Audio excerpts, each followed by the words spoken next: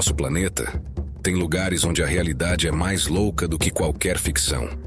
Talvez você ache difícil acreditar que exista um país cheio de tesouros arqueológicos e maravilhas naturais, onde tribos isoladas se escondem, que mantém tradições tão surpreendentes como injetar veneno na pele com a intenção de se tornarem fortes, poder ter vários parceiros íntimos antes do casamento, trocar de casais ou mulheres que se enfrentam e lutam com o torso nu no Natal, com a intenção de começar o novo ano sem rancores.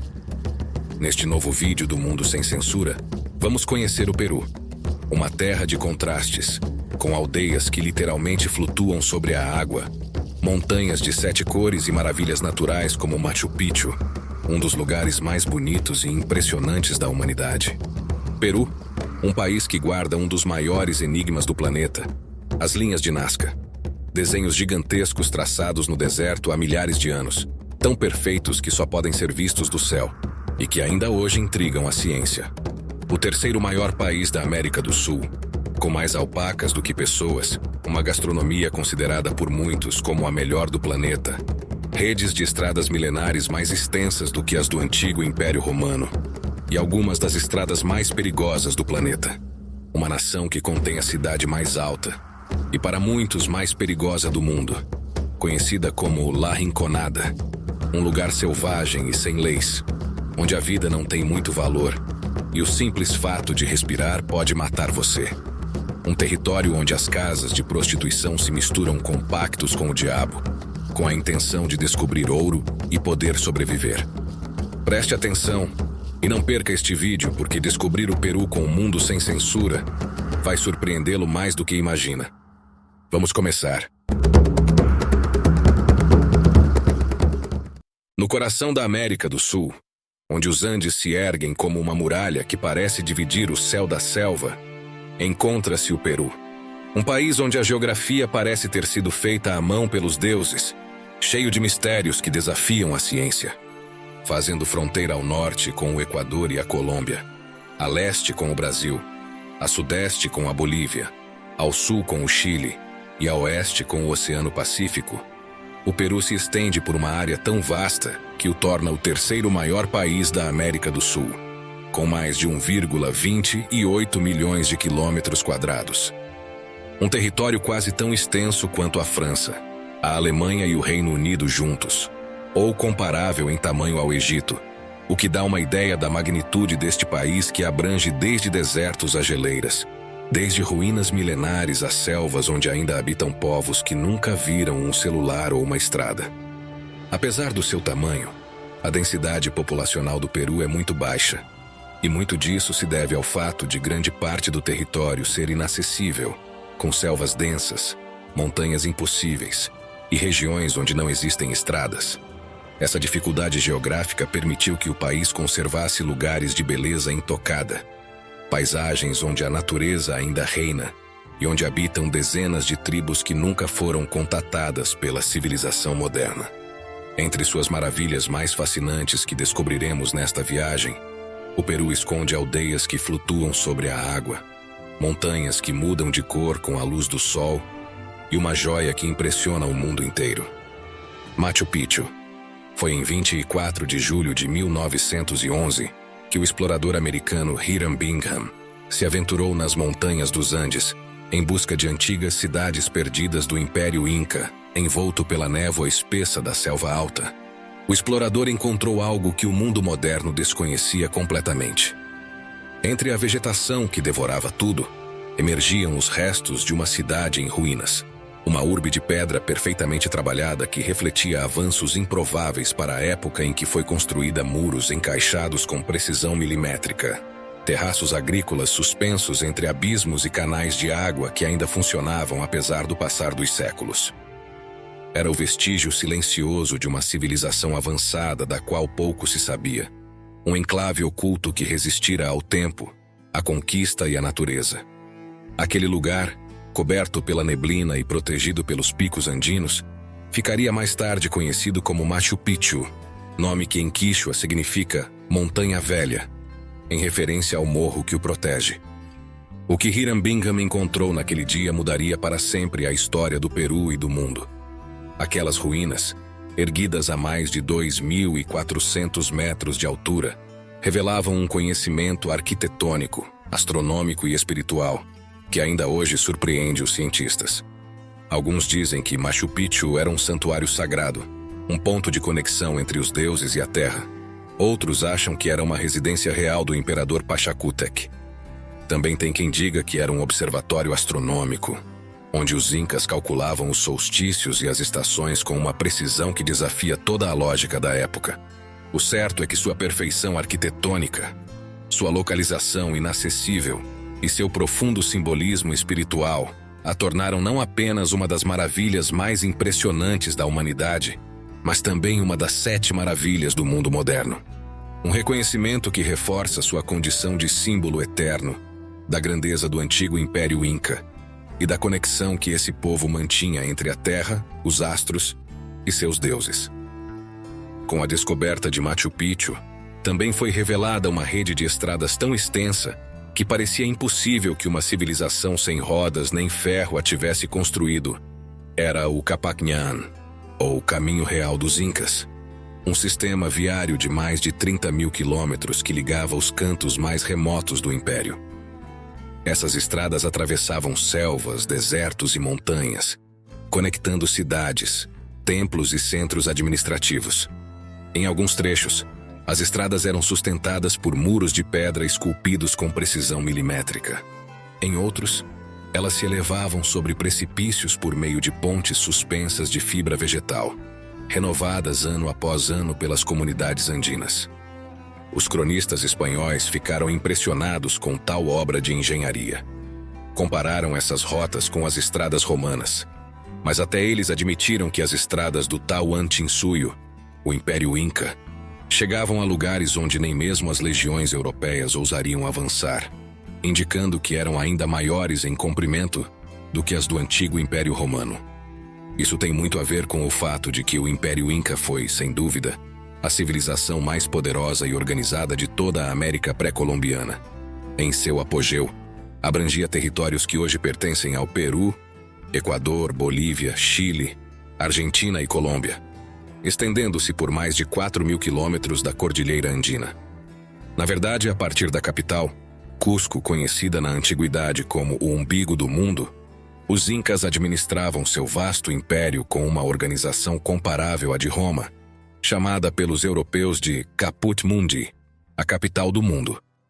A partir daí, era dirigido um sistema onde o tempo, o trabalho e os recursos eram medidos com uma precisão surpreendente.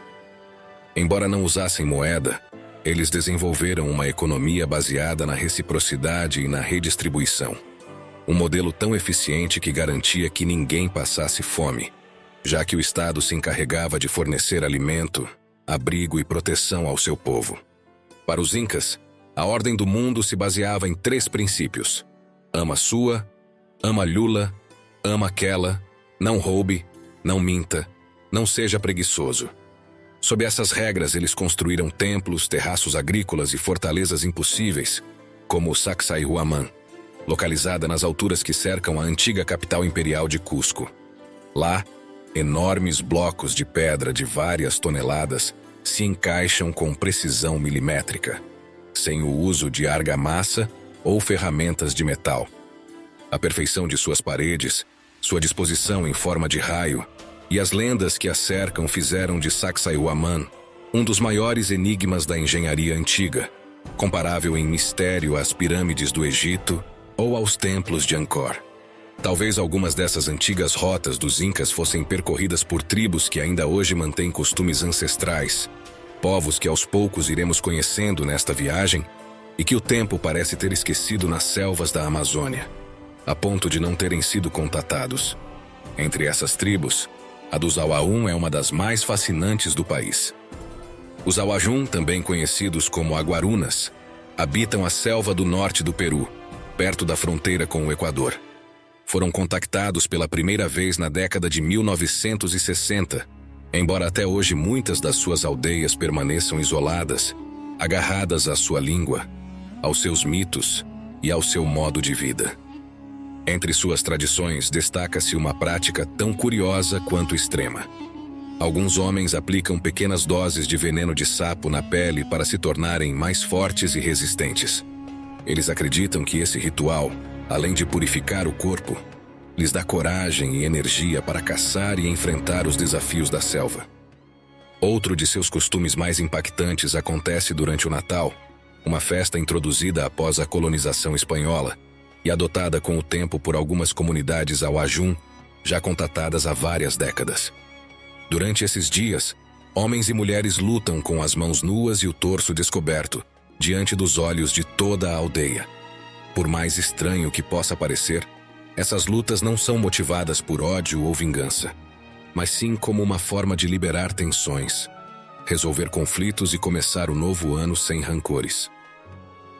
Essa tradição, que combina honra, coragem e purificação espiritual, reflete a maneira como os Awajún souberam fundir suas antigas crenças com as influências do cristianismo, dando origem a um ritual único no mundo. Essas expressões culturais são um reflexo da alma de um povo que resistiu ao passar do tempo e à influência externa. Os Awajún, como muitas outras etnias do Peru, mantêm uma conexão profunda com a terra, com os espíritos da floresta e com os ciclos naturais que marcam sua existência. No entanto, com o passar dos séculos, essas realidades ancestrais se entrelaçaram com influências mais modernas, dando origem a uma identidade complexa, na qual o impacto do colonialismo continua visível. O contato com o mundo exterior transformou seu modo de vida, sua espiritualidade e sua relação com a natureza, alterando para sempre o equilíbrio que mantiveram com seu ambiente durante milênios. Com a chegada dos espanhóis no século XVI, o poderoso Império Inca foi submetido a um processo brutal de conquista e transformação. As estruturas sociais, os templos e as línguas ancestrais foram substituídos pela religião e pela organização europeias. O nome Peru tem uma origem que também está relacionada com a conquista espanhola. Segundo a lenda, os exploradores que chegaram aqui ouviram dos locais falar de um governante ou território chamado Biru, ou Pelu. Com o tempo, os espanhóis adaptaram esse nome, primeiro como Biru e depois como Peru, para se referir às terras que conhecemos hoje. Assim, o que começou como uma referência a um pequeno cacique se tornou o nome de um país inteiro, mostrando como os colonizadores europeus adotavam e transformavam palavras indígenas para designar enormes territórios até então desconhecidos. Durante os séculos de colonização, esse encontro entre europeus e indígenas transformou profundamente tanto a cultura do país, quanto, em certa medida, a genética de seus habitantes. Alguns cronistas da época colonial e antropólogos afirmaram que os antigos peruanos eram mais altos, fortes e corpulentos do que as gerações posteriores e atuais. De fato, muitos relatos populares afirmam que os incas podiam atingir mais de 2 metros de altura e possuir uma força física extraordinária, qualidades que, segundo algumas crenças, teriam sido perdidas após a mistura genética ocorrida durante a colonização espanhola. Você acha que os antigos peruanos e outras civilizações sul-americanas teriam mantido sua força, altura e beleza se os colonizadores espanhóis nunca tivessem chegado? Você acha que a colonização espanhola melhorou ou piorou a genética desses povos? Pause o vídeo e deixe seu comentário e um like. Vai ser muito divertido ler sua opinião, e você sabe que, ao fazer isso, está ajudando muito o Mundo Sem Censura a criar conteúdos tão interessantes como este todas as semanas. Obrigado. Provavelmente é difícil saber com exatidão se a chegada dos espanhóis provocou uma mudança tão drástica na genética peruana, mas a ciência moderna tende a descartar diferenças tão extremas. Explica que as variações na constituição física pertencem mais a fatores ambientais, nutricionais e sanitários, acompanhados pelo passar do tempo, do que a uma mudança genética real. Os estudos osteológicos mais confiáveis sugerem que a altura média dos homens do período Inca era de cerca de 1,62 m, ou até um pouco menos, e das mulheres, cerca de 1,53 m, uma altura que não parece ter variado muito, mas acompanhada por uma força que parecia enorme, já que foram encontrados machados de pedra, porretes de madeira reforçada ou espadas cerimoniais que exigiam um alto nível de força e resistência física, pois pesavam dezenas de quilos. Isso sugere que tanto os homens quanto as mulheres incas podiam estar em excelente forma física para a época, com uma musculatura adaptada à vida em altitude, ao trabalho agrícola intenso e às exigências do império que realmente os transformaram em uma das sociedades mais poderosas da antiguidade. Antes da chegada dos colonizadores, o Tahuantinsuyo, nome que os incas davam ao seu império, que significa as 4 regiões do mundo, tinha alcançado um nível de organização e poder comparável ao das grandes civilizações do mundo antigo. Seu legado ainda pode ser sentido em cada pedra de Cusco, nos terraços que escalam as montanhas e nas estradas que continuam desafiando o tempo. Apesar do passar dos séculos, o espírito do antigo império continua vivo, misturado com a fé, a resistência e a identidade de um povo que nunca deixou de lutar por suas origens. E se falamos de resistência, poucos lugares a representam melhor do que La Rinconada, uma cidade que parece desafiar os limites da vida humana, localizada a mais de 5.000 metros de altitude. É a população permanente mais alta do planeta. Um lugar onde o ar é escasso, o frio penetra nos ossos e a esperança é medida em gramas de ouro. La Rinconada é considerada a cidade mais perigosa do planeta, em parte porque milhares de pessoas arriscam suas vidas todos os dias nas minas geladas dos Andes, procurando aquele metal brilhante que brota das entranhas da terra e que muitas vezes acaba devorando seus sonhos. O nome La Rinconada vem da sua localização, em uma espécie de canto remoto da Cordilheira dos Andes. Esse isolamento geográfico é parte do que torna a cidade um lugar tão misterioso e perigoso, onde a vida parece estar completamente desconectada do mundo exterior. Essa cidade mal afamada, também conhecida como a Cidade Sem Lei do Peru, fica nos Andes peruanos, elevando-se imponente a mais de 5.100 metros acima do nível do mar, tornando-se assim também a cidade habitada mais alta do planeta. Este enclave atrai milhares de pessoas todos os anos, em busca do ouro que brota das entranhas da terra, mas a um preço elevado. Aqui, encontrar ouro pode acabar com sua vida.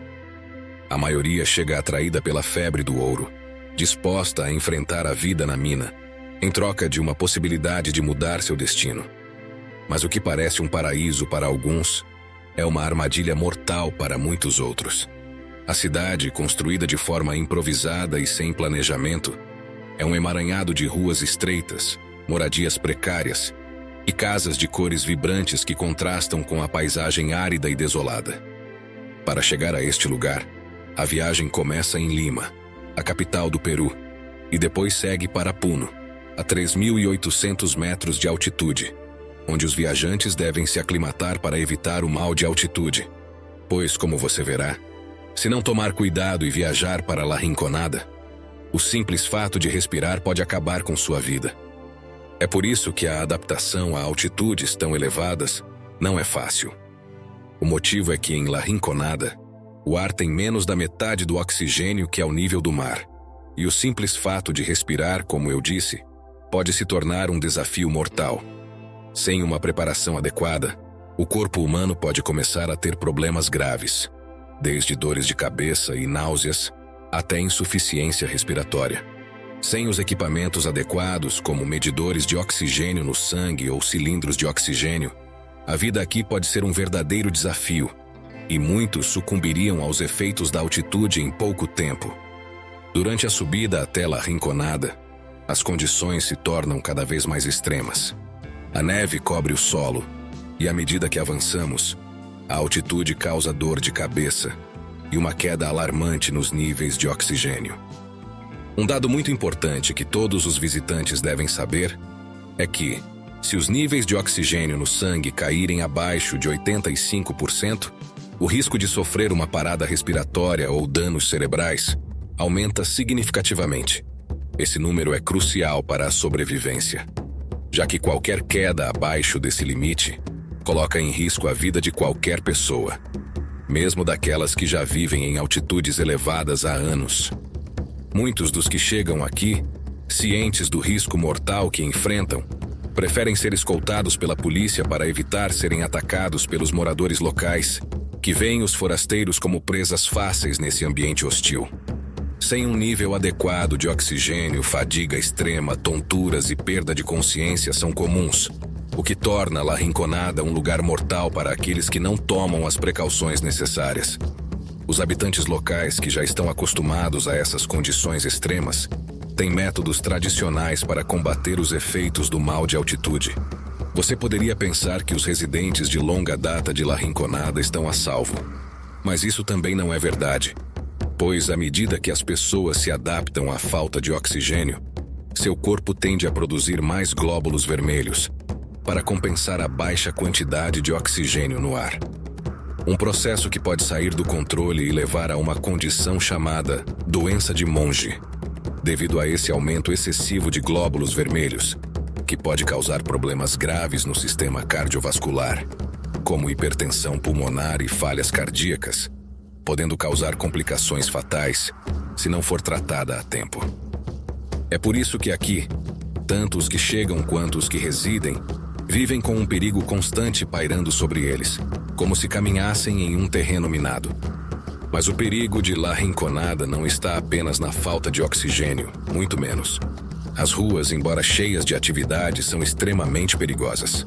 Aqui, o tráfico de pessoas, os roubos e a violência são uma constante, enquanto a vida dos habitantes depende da mineração, também potencialmente mortal, e das transações clandestinas.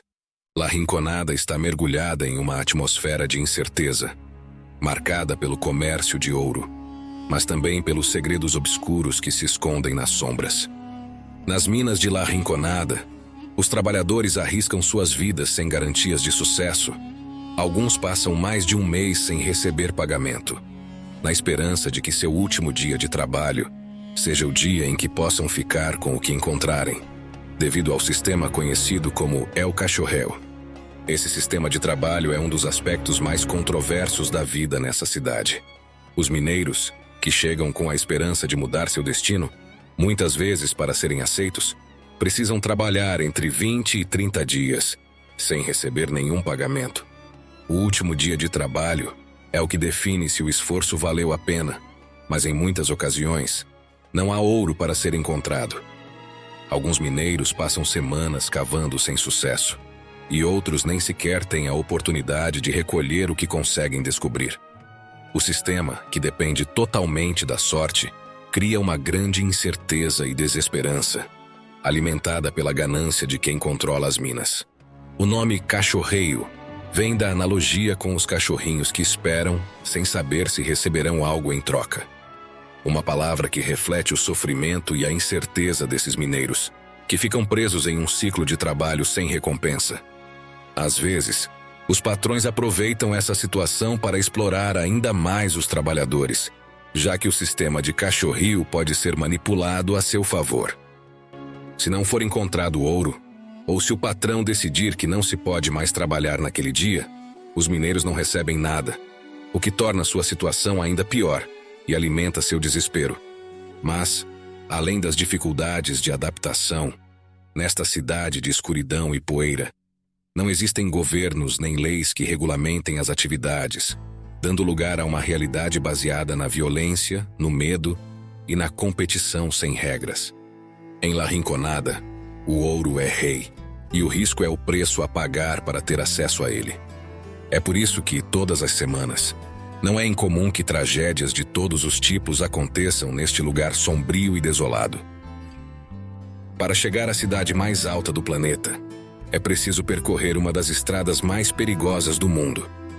A subida até seus mais de 5.000 metros de altitude é feita por estreitas estradas de terra que serpenteiam entre montanhas nevadas, precipícios sem guardrails e trechos onde uma única manobra errada pode significar o fim. Nessas trilhas o ar fica escasso, o frio penetra nos ossos e o perigo se mistura com a sensação de estar atravessando um território esquecido pelo tempo, levantando nuvens de poeira ou deslizando sobre placas de gelo que ameaçam lançá-los no vazio.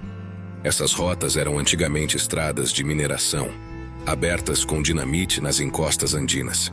Hoje continuam sendo a única via de acesso à La Rinconada, cruzando passagens que ultrapassam os 4.800 metros acima do nível do mar. Frequentemente, deslizamentos bloqueiam a passagem por horas, e os motoristas precisam esperar sob temperaturas que chegam a 15 graus negativos, enquanto o mal de altitude faz a cabeça latejar e a visão ficar embaçada. Os trechos que ligam Puno, Juliaca e Ananéa à La Rinconada são considerados verdadeiros infernos de asfalto e pedra. Muitos consideram essa estrada, conhecida como Acesso à Rinconada, como a mais perigosa do mundo, devido aos seus quase 9 quilômetros de curvas fechadas que serpenteiam a mais de 5.000 metros de altitude. Uma estrada sem pavimentação de uma única pista de mão dupla, onde os veículos precisam manobrar à beira de abismos que parecem não ter fim. Os acidentes são frequentes e os resgates quase impossíveis. Muitos viajantes garantem que basta olhar pela janela para sentir vertigem. De um lado, a parede de rocha. Do outro, um abismo de centenas de metros. Na época das chuvas, a lama engolfa os veículos, e o gelo, nas noites mais frias, transforma a estrada em uma armadilha mortal. Assim, quem chega de carro ou caminhão e consegue chegar à La Rinconada, após horas de tensão, sente que sobreviveu a uma prova imposta pela montanha, mas ainda não sabe o que o espera. Devido à realidade e ao perigo deste lugar, uma vez em La Rinconada, disse que muitas pessoas realizam cultos e pactos com forças obscuras. Acredita-se que alguns dos mineiros, desesperados por obter riquezas rapidamente, recorrem à magia negra para conseguir o tão desejado ouro. Esses cultos criam rituais à luz de velas, invocando entidades malignas em troca de favores obscuros. Alguns mineiros dizem ter ouvido sussurros estranhos nas noites mais escuras, vozes que vêm das profundezas da terra, como se o próprio diabo estivesse guiando suas mãos em direção ao ouro. Outros afirmam ter visto figuras sombrias nas minas, uma presença que leva aqueles que ousam desafiar o pacto. Ninguém se atreve a ir muito longe na mina sem a proteção de amuletos ou orações, já que a superstição é tão forte quanto a necessidade de encontrar ouro. Em La Rinconada, os cultos e práticas obscuras não se limitam apenas aos rituais com o diabo. Um culto particularmente peculiar e temido pelos habitantes é o de Los Abuelos, os avós. Essas figuras, estátuas de aparência sombria e vestidas com roupas de mineiros, são veneradas pelos locais na esperança de que lhes concedam proteção e sorte na mina. Acredita-se que os abuelos são espíritos antigos que em algum momento estavam entre os trabalhadores que procuravam ouro nas profundezas da terra, e agora seu espírito ficou preso nessas figuras de pedra. Com o tempo, as estátuas se tornaram símbolos de poder, e cada mineiro oferece presentes a elas para pedir favores ou agradecer pela sorte nas minas. Essas práticas são um reflexo da mistura entre desespero, superstição e a busca incansável pelo ouro. No entanto, a figura que mais causa medo entre os trabalhadores da Rinconada é a do tio, um ídolo de aparência demoníaca que, segundo dizem, se encontra nas profundezas das minas. Esse ser é considerado o dono do ouro, e acredita-se que seu espírito se manifesta para proteger os tesouros dos incautos que buscam riquezas sem respeitar as regras do lugar. Os mineiros oferecem tributos, geralmente álcool ou cigarros, em troca de sua benevolência. Tudo isso faz parte do ciclo da vida em La Rinconada, onde a busca pelo ouro se mistura com as lendas sombrias que espreitam nas sombras, e a linha entre a realidade e o sobrenatural se torna difusa. As pessoas aqui, em seu desespero e luta diária pela sobrevivência, se agarram a esses mitos e cultos como uma forma de encontrar algum tipo de controle em um mundo tão selvagem e imprevisível. O corpo humano não foi feito para suportar essas condições, mas a promessa do ouro e o desespero para encontrá-lo fazem com que os trabalhadores estejam dispostos a sacrificar sua saúde, seu bem-estar e até mesmo suas vidas por um sonho que muitos nunca verão realizado. Cada mina é um pequeno império controlado por um proprietário, e entrar sem sua permissão pode significar a morte. As placas nas entradas das minas são claras. Aqui você será baleado se parar ou invadir propriedade alheia. A maioria das pessoas que chega a La Rinconada não fica aqui permanentemente, mas trabalha em intervalos, alternando entre as minas e outros trabalhos na tentativa de ganhar algum dinheiro. Os taxistas, por exemplo, nada mais são do que mineiros em seu tempo livre, buscando qualquer tipo de renda para poder sobreviver. A pergunta que surge ao pensar neste lugar é: por que alguém continuaria vivendo em um ambiente assim? A resposta, embora amarga, é simples. A pobreza e o desespero são tão profundos que, para muitos, La Rinconada representa a única possibilidade de sobrevivência. Em um mundo e um país onde as oportunidades são poucas e a esperança de uma vida melhor se desvanece, o ouro é visto como a última esperança dourada. Este lugar nos lembra que existem realidades no mundo tão duras que, se não fosse pelas circunstâncias em que nascemos, qualquer um de nós poderia se sentir tentado a subir a lugares tão perigosos como La Rinconada, na esperança de encontrar algo que lhes permitisse escapar de uma vida presente sem qualquer futuro. Se você gostou de conhecer La Rinconada, não se esqueça de deixar um like e se inscrever no Mundo Sem Censura, se ainda não o fez. Adoraríamos saber que você gostou do documentário. E como você pode ver, aqui você descobrirá o mundo como em nenhum outro lugar. Mas nem tudo no Peru são perigos, alturas impossíveis ou mistérios arqueológicos. É também um país que conquista o paladar. Na verdade, muitos especialistas em gastronomia concordam que o Peru possui uma das melhores cozinhas do mundo, uma fusão perfeita entre tradição milenar, produtos autóctones e a herança das culturas que chegaram após a colonização. Seu segredo está na diversidade. Mais de 3.000 variedades de batata, centenas de tipos de milho, frutas exóticas que só crescem nos Andes ou na Amazônia, e técnicas culinárias que combinam o ancestral com o moderno. Não é por acaso que o Peru foi nomeado o melhor destino culinário do planeta em várias ocasiões pelo World Travel Awards. Entre seus pratos mais emblemáticos, destaca-se o ceviche, uma explosão de frescor que encerra a essência do país. Preparado com peixe branco marinado em suco de limão, cebola roxa, pimenta e coentro, o ceviche representa a conexão do Peru com o Oceano Pacífico e seu respeito pelos produtos naturais.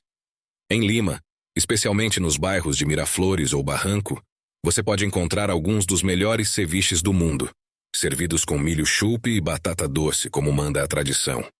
Outro grande tesouro gastronômico é o lomo saltado, um prato que mostra a influência da culinária chinesa na cultura peruana.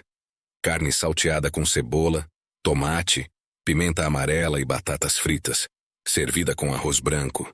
Uma mistura de aromas e sabores que simboliza a união entre o Oriente e o Ocidente em uma única mordida. Hoje, Lima se tornou a capital gastronômica da América do Sul, lar de restaurantes de renome mundial, como o Central ou o Maido, considerados entre os melhores do planeta. Mas o mais fascinante é que em cada canto do país, desde uma pequena barraca em Cusco até uma pousada na selva amazônica, é possível provar um pedaço da alma do Peru. Uma delícia na terra que também pode ser saboreada em uma das regiões mais bonitas e fascinantes do país, e provavelmente do planeta. As aldeias flutuantes dos Urus. Este lugar parece saído de um sonho. A mais de 3.800 metros de altitude, sobre as águas azuis e frias do lago Titicaca, vive uma comunidade que aprendeu a conviver com a água, o vento e o silêncio das montanhas. As ilhas flutuantes dos Urus não são feitas de terra ou pedra, mas de totora, uma planta aquática que cresce em abundância neste lago e que eles transformaram no material essencial de sua vida. Os Urus são um povo ancestral que habitava essa região, muito antes da chegada dos Incas. Para fugir de seus inimigos e sobreviver em um ambiente hostil, eles construíram suas ilhas sobre a água, um refúgio móvel e seguro que os protegia tanto de ataques quanto de secas. Cada ilha é formada por camadas sobrepostas de totora, que precisam ser renovadas constantemente, pois a parte inferior apodrece com o tempo. Esse trabalho contínuo dá forma a uma arquitetura viva, uma vila que flutua e respira sobre o lago mais alto do mundo. Andar por essas ilhas é como andar sobre um tapete macio que se move sob os pés, As casas, os barcos e até mesmo as torres de vigia são feitos do mesmo material dourado que brilha com a luz do sol, criando uma paisagem tão bonita quanto irreal. Os Urus vivem principalmente da pesca, da caça de aves e do turismo. Embora conservem muitas de suas tradições, sua língua e seu estilo de vida simples, em harmonia com a natureza. Uma curiosidade fascinante é que seus barcos, chamados de cabalitos de totora, também são feitos com essa planta e podem suportar o peso de várias pessoas enquanto navegam pelas águas do Titicaca. No passado, os Urus se deslocavam entre ilhas ou comercializavam com outras comunidades navegando por horas nessas frágeis, mas resistentes jangadas do ar. As ilhas parecem pequenas manchas douradas flutuando sobre um espelho azul infinito, uma das paisagens mais mágicas e fotogênicas do planeta. Hoje em dia, visitar as ilhas dos Urus não é só contemplar uma maravilha natural, mas também ver como um povo inteiro transformou a adaptação em arte, uma arte que também se reflete em outras tribos ancestrais do Peru, muitas das quais quase não tiveram contato com o resto da humanidade. Os especialistas estimam que na selva amazônica peruana existem mais de 15 tribos ainda não contatadas. Informação confirmada a partir de imagens de satélite, registros de expedições científicas e testemunhos de comunidades vizinhas que mantêm algum contato com elas. Essas tribos conservam práticas e rituais que podem parecer estranhos ou controversos de uma perspectiva ocidental, mas que possuem um profundo significado cultural e social para elas. Entre essas sociedades, destacam-se os Awajum, também conhecidos como Aguaruna, guerreiros da Amazônia, um povo reconhecido por sua bravura e por manter rituais ancestrais relacionados à guerra e à virilidade antigamente. Eles realizavam decapitações rituais de inimigos como parte de seus códigos de honra, um ato que para eles simbolizava a defesa da comunidade e a preservação da justiça dentro de seu território. Dentro da sociedade Awajum, as mulheres ocupam papéis fundamentais. Elas não só participam ativamente da vida social, mas também decidem se um homem merece ser considerado guerreiro ou não, e até têm autoridade para iniciar a separação de um casal, se considerarem necessário. Sua cultura íntima também é muito igualitária, já que as mulheres Awajum podem ter vários companheiros antes do casamento sem estigma social, algo que reflete um profundo respeito pela liberdade individual e pela igualdade dentro dessa comunidade ancestral. Além dessa tribo, os Matsés são outra tribo amazônica perdida que pratica rituais de resistência física e espiritual que podem ser impactantes para quem não conhece seu contexto. Os membros dessa tribo aplicam o veneno de sapo conhecido como cambo na pele para purificar o corpo e torná-lo mais forte, uma prática ancestral que consideram essencial para a saúde e o equilíbrio. Além disso, eles usam tatuagens faciais que imitam a aparência de onças pintadas, símbolos de força e proteção. Durante alguns ritos de passagem, homens e mulheres devem superar provas físicas e sociais que demonstram sua maturidade e capacidade de contribuir para a comunidade, incluindo práticas tradicionais de fertilidade.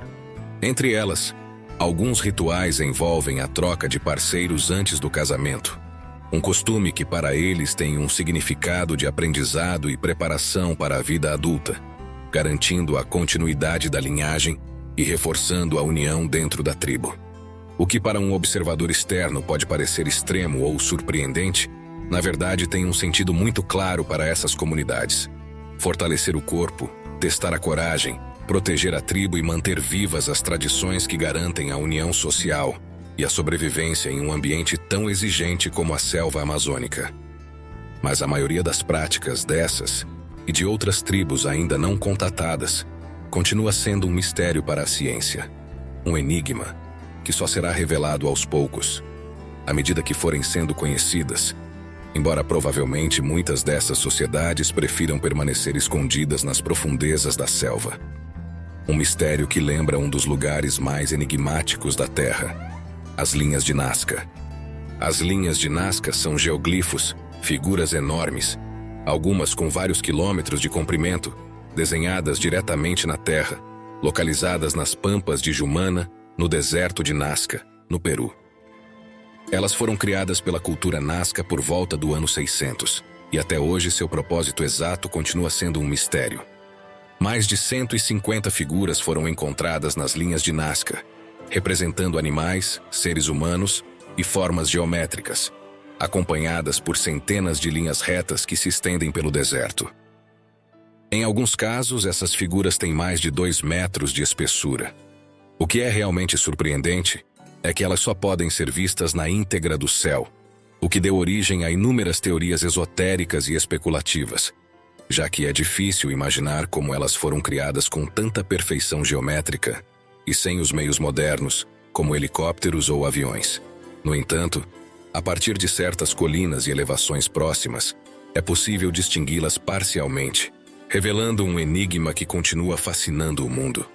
Graças às descobertas arqueológicas, sabe-se que os Nazca usaram ferramentas simples e removeram montes de pedras avermelhadas da superfície, deixando à mostra uma terra amarelada de cor diferente, e assim traçaram as figuras. O clima extremamente seco do deserto, com chuvas quase inexistentes, permitiu que esses geoglifos se mantivessem intactos durante séculos, enquanto os ventos ao nível do solo impedem que a areia os cubra. Acredita-se que os Nazca usavam um método de escala que hoje seria familiar na escola. Primeiro faziam um pequeno desenho dentro de uma grade com estacas e cordas, e em seguida, transferiam essas proporções para o deserto com cordas esticadas sobre o terreno, removendo os seixos de acordo com as marcas da grade. O significado exato dessas linhas continua sendo um mistério. Inicialmente, pensava-se que poderiam ser simples caminhos, mas também lhes foi atribuído um significado religioso, e alguns pesquisadores sugerem que funcionavam como um gigantesco calendário astronômico, alinhando certas figuras com objetos celestes em épocas específicas do ano. Um enigma que continua fascinando o mundo e do qual ainda esperamos um dia conhecer todos os seus segredos. Se você chegou até aqui, com certeza está interessado em descobrir como visitar e aproveitar ao máximo o Peru, um país fascinante cheio de história, cultura, paisagens impressionantes e tradições únicas. Por isso, nós do Mundo Sem Censura pesquisamos e trazemos as melhores informações para que sua viagem seja inesquecível. Para chegar ao Peru vindo do México, Estados Unidos ou Europa, a forma mais prática é voar até Lima, a capital. Existem voos diretos da Cidade do México, Nova York, Miami, Madrid e outras cidades importantes. Dependendo do seu país de origem, muitos turistas não precisam de visto para estadias curtas. Por exemplo, cidadãos do México, Estados Unidos e da maioria dos países europeus podem entrar no Peru sem visto por até 90 dias, bastando apresentar um passaporte válido. Uma vez no Peru, é relativamente fácil se locomover pelo país. Você pode optar por voos internos para trajetos longos como Lima a Cusco ou Arequipa, ou viajar em ônibus de longa distância entre cidades importantes. Táxis e aplicativos como o Uber são muito comuns em grandes cidades, enquanto que para áreas turísticas, muitas vezes é melhor contratar passeios locais. O Peru não é um país excessivamente caro, o que se torna um grande incentivo para os viajantes. Por exemplo, um hotel 3 estrelas para 2 pessoas pode custar cerca de 30 a 40 dólares americanos por noite, enquanto um jantar típico peruano para 2 pessoas em um restaurante padrão custa cerca de 20 a 30 dólares americanos. E em um dos melhores restaurantes do país, como os que mencionamos antes, o jantar para 2 pessoas pode custar entre 50 e 80 dólares americanos. Quanto à segurança, o Peru é um país geralmente seguro para turistas, mas é preciso tomar precauções em certos lugares extremos ou remotos, como La Rinconada, onde o risco vem tanto do clima extremo quanto da falta de infraestrutura e leis. Lugares como algumas áreas de Lima ou Arequipa também exigem atenção aos objetos pessoais, e é sempre recomendável se informar antes de visitar algumas áreas remotas do país. Se você quiser visitar Machu Picchu, o normal é voar para Cusco e de lá pegar um trem para Águas Calientes, a cidade base para subir a Cidadela Inca. Os preços dos passeios variam, mas um pacote básico incluindo transporte e entrada geralmente custa entre 50 e 100 dólares americanos por pessoa. Para conhecer as aldeias flutuantes dos Urus no lago Titicaca, Primeiro é preciso chegar à cidade de Puno, localizada no sudeste do Peru, acessível por avião a partir de Lima, Arequipa ou Cusco, ou por ônibus a partir de várias cidades do país de Puno. São oferecidos vários passeios de barco para as Ilhas dos Urus, que incluem guia e transporte. Os preços variam entre 30 e 50 dólares americanos por pessoa. No caso das linhas de Nazca, pode-se chegar de Lima pegando um ônibus ou um voo doméstico até a cidade de Nazca. Uma vez lá, existem duas opções principais para visitar os geoglifos: passeios aéreos em avião, que permitem apreciar as figuras completas do céu, com um custo aproximado de 50 a 90 dólares americanos por pessoa, e passeios terrestres, que permitem visitar os mirantes e observar parcialmente os geoglifos, com um custo de 30 a 40 dólares americanos por pessoa. Ambas as excursões contam com operadores turísticos confiáveis e são a maneira mais fácil e segura de visitar esses lugares emblemáticos do Peru. Esperamos que, após esta viagem fascinante e com essas informações, você possa planejar sua viagem com conforto e segurança para aproveitar as maravilhas culturais e naturais deste país mágico e desfrutar de uma experiência completa que combina história, gastronomia e aventura. Esperamos que este passeio pelo Peru tenha sido tão interessante para você quanto foi para nós. Pensando nisso, e no esforço que fazemos para produzir esses vídeos, se você gostou deste vídeo e ainda não está inscrito no Mundo Sem Censura, não espere mais e inscreva-se agora, ativando o sino para não perder os vídeos incríveis que fazemos todas as semanas. Se você ficou surpreso com esta viagem, prepare-se para continuar explorando outros cantos incríveis do planeta. Não perca nosso próximo vídeo e mergulhe nas maravilhas ocultas que este lugar reserva para